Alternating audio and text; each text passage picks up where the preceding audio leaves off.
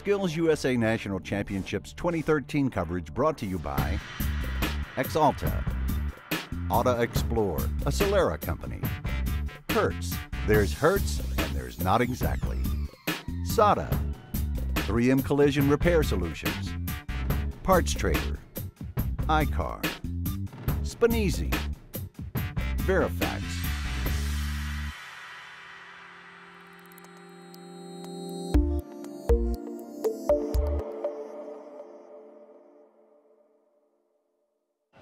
Hey, this is Kristen with Collision Hub, and throughout the year I get to do some amazing things, whether it's hanging out with our friends at Gas Monkey Garage, spending some time with Chip at Overhauling, or out at SEMA looking at some of the greatest cars with some builders. But the best thing I do all year long is the SkillsUSA Championships in Kansas City. Being here with these kids, the future of our industry, and seeing all the talent that has to come is just inspiring for all year long. But I can't do what I do without the help of great sponsors like Axalta Coating Systems. Thanks to them, we're going to be able to be live all week long here in Kansas City, sharing with you the best and the brightest talents that's there. So please go visit the Axalta website, learn about all the products that you've always known that just have a new name on them, and see what all they're going to bring to the industry in 2013. Thanks. Hey, welcome back to Skills 2013, and we're in one of my favorite parts of the competition, is structural damage analysis. Joining me is Richard Perry from Chief, and he's going to explain a little bit about what goes on here in this competition. Rich, good. Okay. Well, this is a structural damage analysis, and we've got three measuring portions of this segment. One is using the damage simulator using centerline gauges. The second portion is using the computerized measuring with our velocity measuring system. The third portion is using the mechanical measuring system, a pointer system, which is a car liner mechanical measuring system. In each segment, what is designed here for the student to do is they're going to look and they're going to analyze each of the structures, whether using gauges, the computerized measuring, or the mechanical measuring system, and the goal is to identify what type of misalignment is in each structure. So with the damage simulators, we use the centerline gauges. The gauges are already preset to the correct height measurements. What they have to do is look at the printout, identify which gauge goes to which location on the structure, and then they're going to read it for level, centerline, and datum. Then they'll take some manual measurements using a tape measure for length measurements and diagonal measurements, checking it for diamond or short rails. So you still have to know how to use a tape measure, then, is what you're saying. Exactly. Okay. Yeah. I'm glad to see that hasn't completely gone away. No, not at all. So we want to let students know what they should do to prepare to come to Skills, or if any of you out there watching that are in the collision repair business, what we do here at Skills to test these students. So talk about some of the things that you find over the years that the students need to be better prepared with. One is they need to understand the types of damage that are in the vehicles today, whether it's diamond, twist, level, short rail, or mash, whatever they want to call it. Just the conditions where they exist in the vehicle and how they affect the rest of the vehicle, so that when they go to analyze a structure, if they see something such as diamond in the vehicle, we look at that, that's going to affect the entire vehicle. If they've got a short rail out on the end, it's only going to affect that portion for length. And by understanding the different types of conditions, when they get the readings, then they can analyze those readings, what's exactly wrong with the vehicle. And from that, what we do, not in this competition, but that will lead them to the next step in their profession, developing a repair plan on how to correct the vehicle correctly. Right. Now I see these students right here beside us using centerline gauges, and I used to use those. I learned on those. How about these students? Are they familiar with these, most of the students? Some of the students are. Some of the Votech schools have those available, whether they're in the school or some of the shops that are part of their program can let them use them, donate them. We have the availability for the manuals online, so if they need to look at the manuals online, they can get that. But what the centerline gauges do for the students or anyone is it gives them a basis for measuring. It gives them that visual. So if they can see an out-of-level gauge, they can visually see that. So when they go to either a mechanical measuring system, computerized measuring system, they've got that visual. It's the basis for them. Yeah, I agree. That, I mean, it seems like an old method, but it really does. To me, I'm a very visual person, and so are most of these students, I'd imagine. And it does really give you a good view of which way the rail's going, what it's doing. But now you said before, some of these students don't have access to these gauges. What would you recommend back home for the students to do if they didn't have access in their school to these gauges? What are some of the things they could do back home? We've got some videos. I mean, they can contact us at any time. We've got videos on centerline gauges, how to understand them, read them. Some of them are practical use on vehicles to show how the gauges are used to read, identify the damage, then it's used to create the repair plan, and then they go on and repair the vehicle from that point. Like I said, some of the shops in their local area that may be part of their board could donate gauges if they have those. Right. A lot of shops, if they're not using the gauges anymore, they've gone to the more advanced technology with computerized measuring. A lot of times they'll donate those to the schools. Yeah, rather than sitting on the wall and taking up space on the wall just because you have a little painted area that says this is where a gauge goes, right? And, you know, even if it's not being used as much in the industry, it's still just a great, great teaching tool for the kids because they never know where they're going to go. But once you learn gauges, you can use any measuring system out there. Well, you have to crawl before you can walk, right? Exactly. Okay, Rich, thanks so much for your time. And now we're going to go back to the live broadcast in our last segment of Skills USA 2013.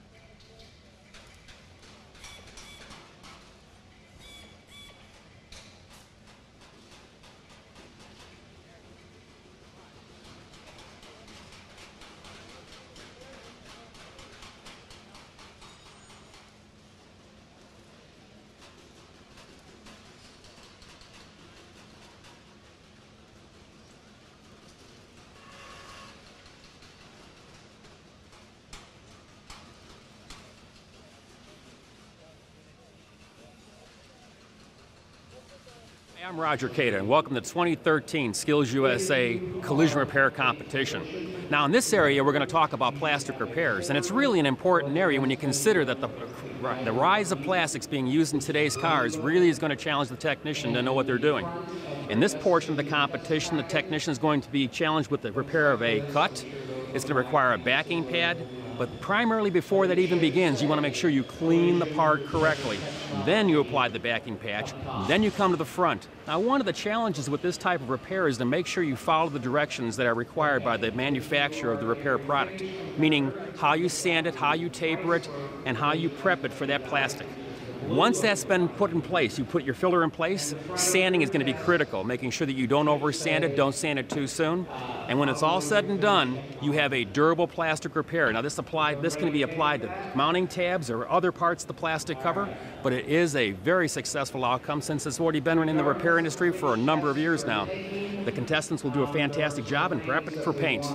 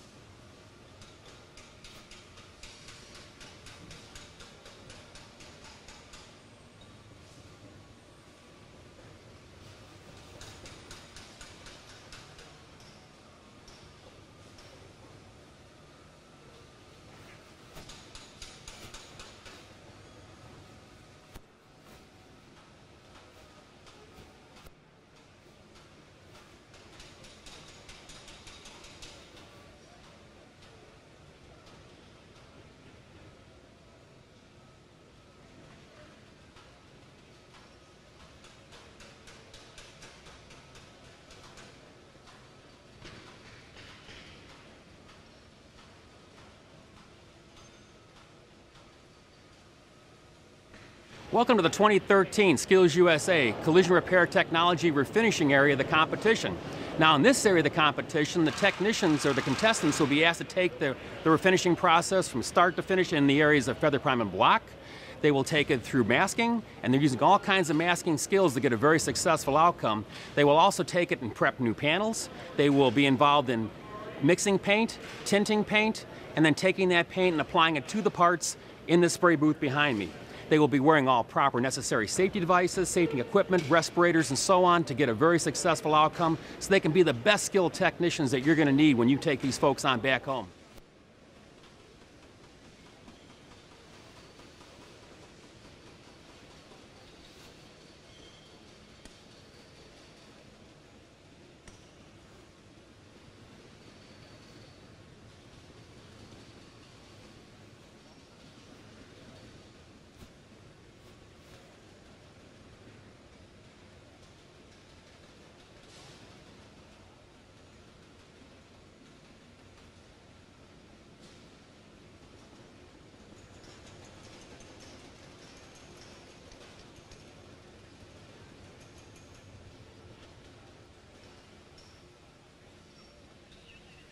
Hey, we're here at Skills 2013, and joining me now is Tony Larimer from Dan-Am, and he's here to explain a little bit about what goes on in the competition, what kind of things that they and SATA have. So Tony, welcome.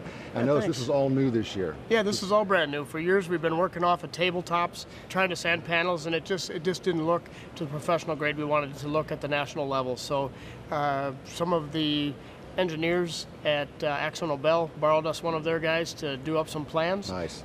We have a local company up by us in Spring Valley, Minnesota called KFI Manufacturing that did the welding part of it, and we did all the assembly and hauled it down here and coupled it together, as you'll be able to see on it, completely full, so all the air tools run. It's Eurovac helped us out with vacuum system, so it's all central vac, and now we can all of the SATA fittings and couplers and hoses from SATA and all of the Dan-Am air piping, it's all air supplied, so we have a great place to sand all the panels. So I guess we can show everybody that the entire industry comes together when it comes to Skills USA and all pitches in, right? Yeah, we sure do. And another thing it's going to show you too is that how safe this job has become. I mean, a lot of it has a stigma of being a dirty, filthy job. But when you see all this kind of exhaust and all these things, it's really kind of a clean operation. Yeah, there's no dust, there's no dirt. I mean, I remember years past where we were wet sanding in here and you had to watch the floors and everything. None of that. It's all very clean, all vacuum.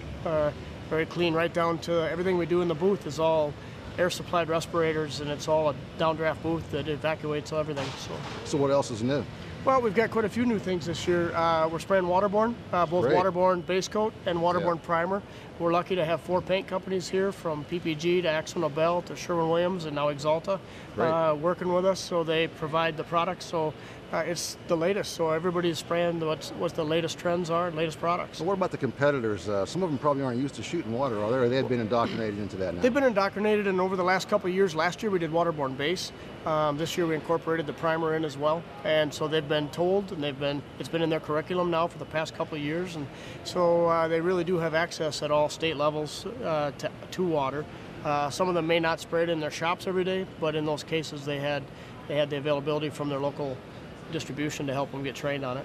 I think it's a good thing to point out too that a lot of people think if it's waterborne, well, you don't need a mask or anything. I mean, it's perfectly safe. Talk about that a little bit. I think water it's still a paint that's got a co-solvent in it. It's got resins in it. It's still it's now made to mix with water instead of with solvent. So now when it gets on your skin, it actually absorbs quicker than it would have before. So it's equal protection. You still need to keep yourself covered up. Keep yourself safe, so that's still a very important part, and maybe even more so today than ever. Right. Let's talk about some of the tubing we see here and all the vacuum stuff. What's that all about? Well, what we have is we have a full unit. This rack on top of it has a full exhaust system that's mounted through the full length of 60 feet of this racking, and then all the way out to a 60-horse electric motor that sits out by the back door with an exhaust system and filtration, so even after it gets filtered and gets vacuumed in, no dust is being blown out into the atmosphere. It's keeping it clean. So that's helping. It just really helps us keep this area clean.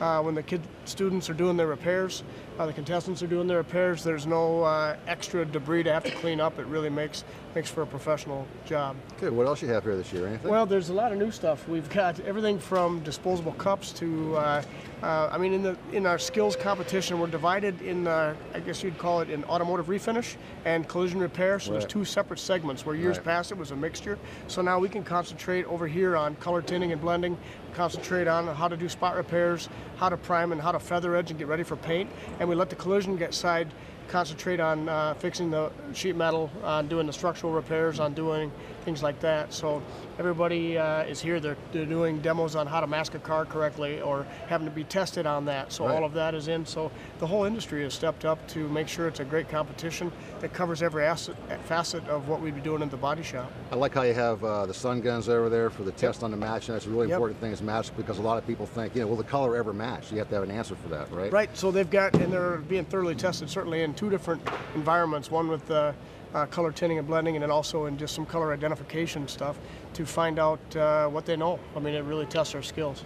One more new thing this year that was added, the company Infotech donated their infrared lighting to our spot, or our repair process for drying the bumper panels before they got a feather edge, and that sped it up dramatically. So that was a great investment by them, and we're sure glad to have them on board.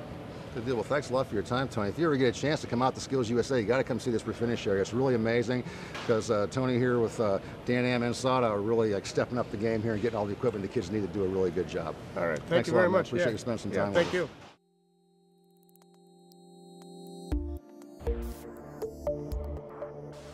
Skills USA National Championships 2013 coverage brought to you by Axalta, Auto Explore, a Solera company. Hertz, there's Hertz and there's not exactly. Sada, 3M Collision Repair Solutions. Parts Trader, iCar, Spaneezy, Verifax,